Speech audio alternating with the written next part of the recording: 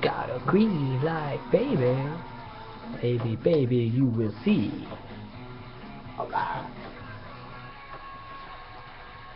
Thank God it's Friday! Thank God, TGIF is here.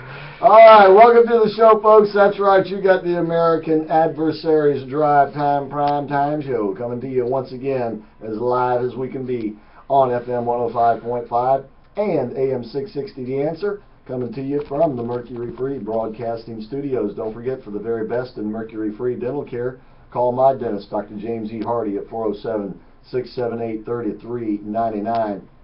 I am Christopher Hart. Nick Cicero is on the bridge. You can be a part of the show by calling us at 407-774-8255. We got General himself, Lucas Paris, back in the studio today. And he has the Pariscope up and running. Tell them how they can access it there, please, General. You're going to go to youtube.com. In the search bar, you're going to type in Adversaries TV, one word. You'll see the channel there. Click on it. Newest videos are at the top. Older ones are in descending order. Come to Periscope Depth, the American Adversaries. There you go. Just that easy. All right.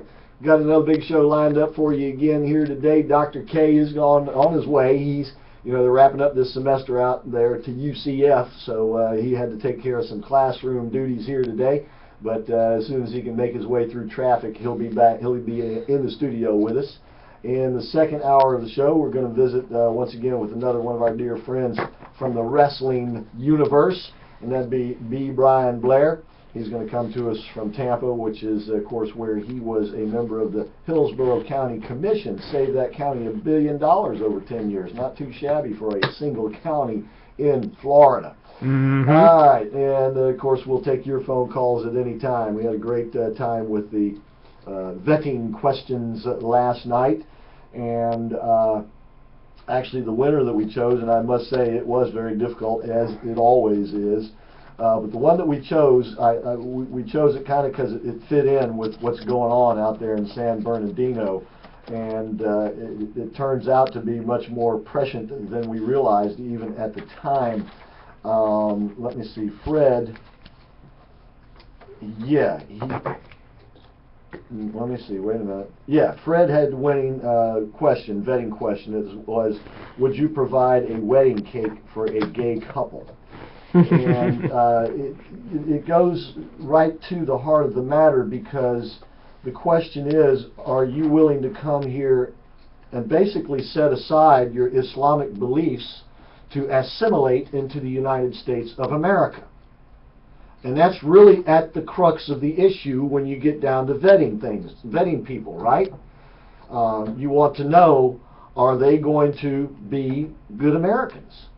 Are they going to be people who will be able to uphold the Constitution?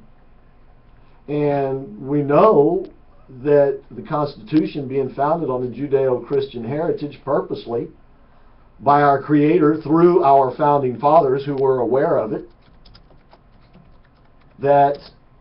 and they went on to say that our Constitution, without that particular foundation, is no good, because no other belief system is sufficient to the moral structure, the moral foundation that you must have in order to have a democratic republic.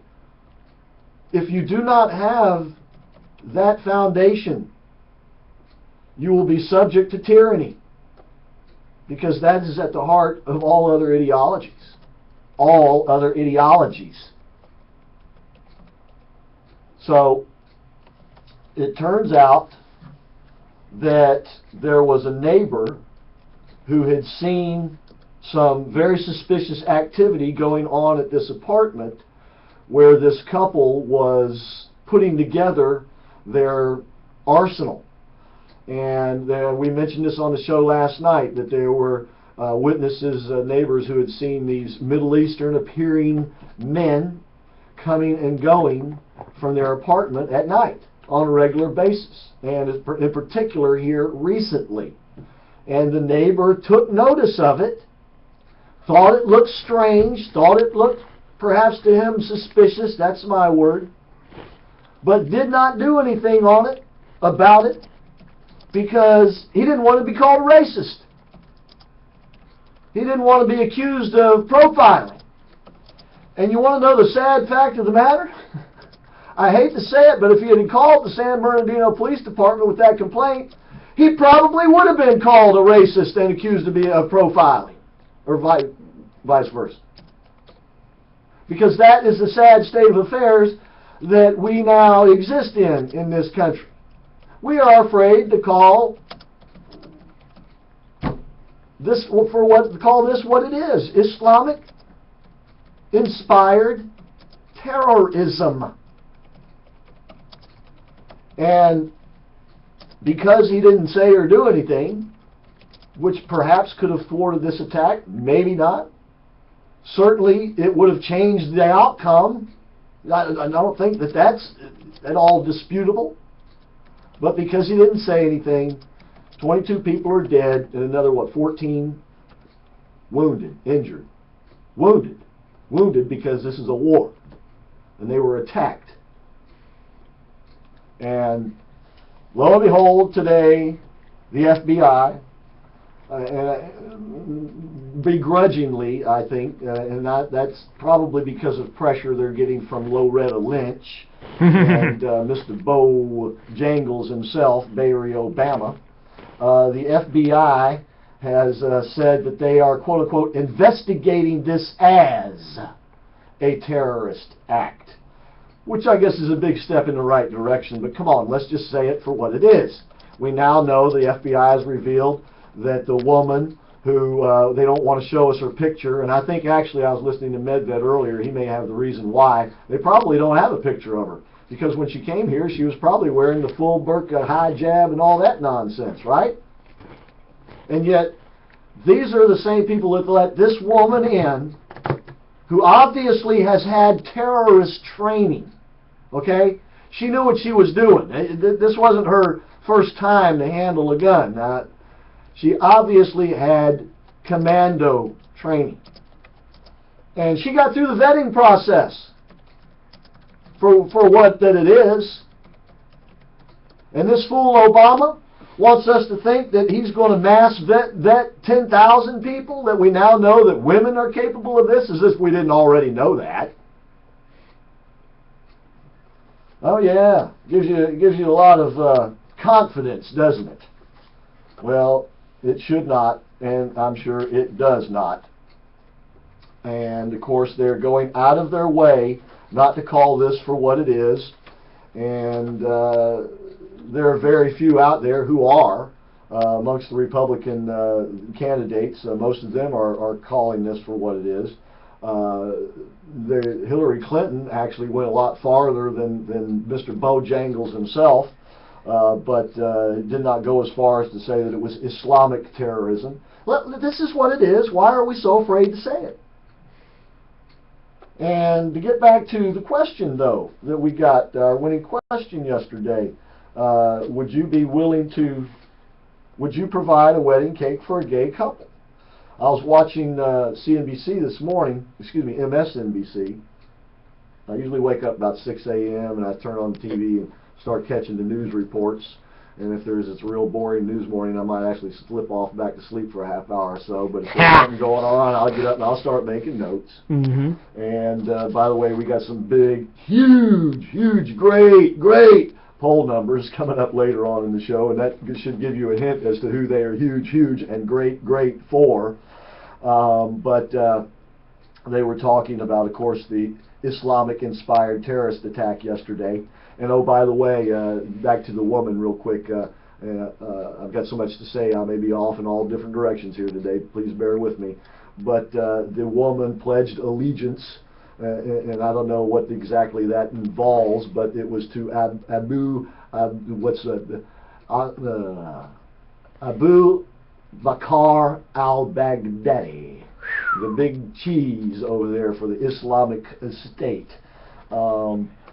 And they were talking this morning, though, about the event, and this statement was used several times by the woman host. She called it what was going on is a horrific impact on, get this, the Muslim community. Let me read this again. She called what happened yesterday. Was it yesterday or the day before now? Was it? I don't know. A horrific impact on the Muslim community. Well, I'm here to tell you, she sure got her priorities upside down, ain't she? Because there wasn't, except for the perpetrators, any Muslims killed that I'm aware of. Now, certainly there were a few killed in the Trade Center bombing, but they weren't the target. It was Christians and Jews who were the target. And to say that there is a horrific impact on the Muslim community, I think kind of misses the point here, doesn't it? Now, what she's talking about is the backlash on the Muslim community. There hasn't been any. Maybe a phone threat or two, but that goes on every day. No, there has not been a backlash on the Muslim community. And I got to be very careful how I say this, because in some sense there should be. Now, it shouldn't be vigilantism. That is not what I'm talking about. And vigilantism comes in all forms, shapes, sizes, and colors. Mostly unjust. Absolutely. It comes from bullying, name-calling, right on down the line to the extreme.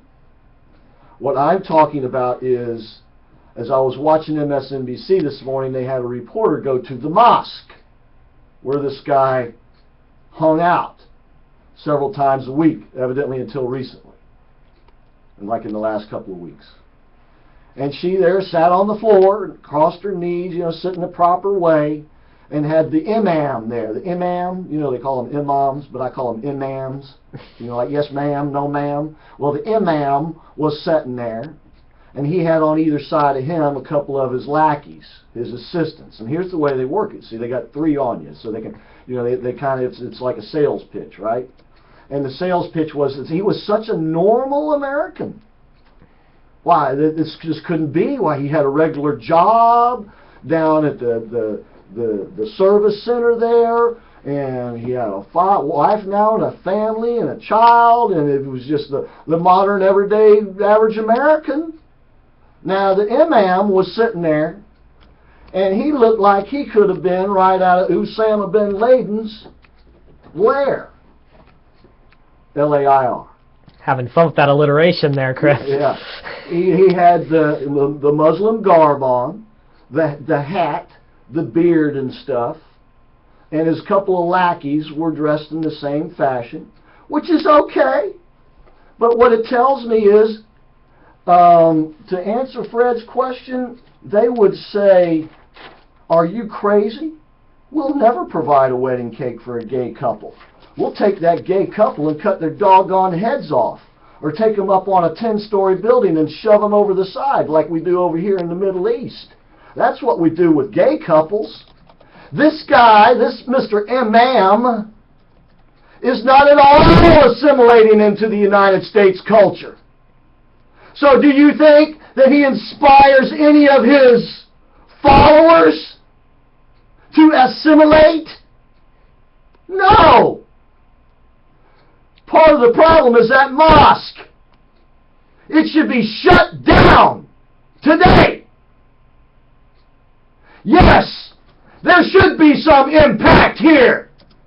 And until there is a proper impact, legally done by the authorities, we, the citizens, are going to suffer the consequences.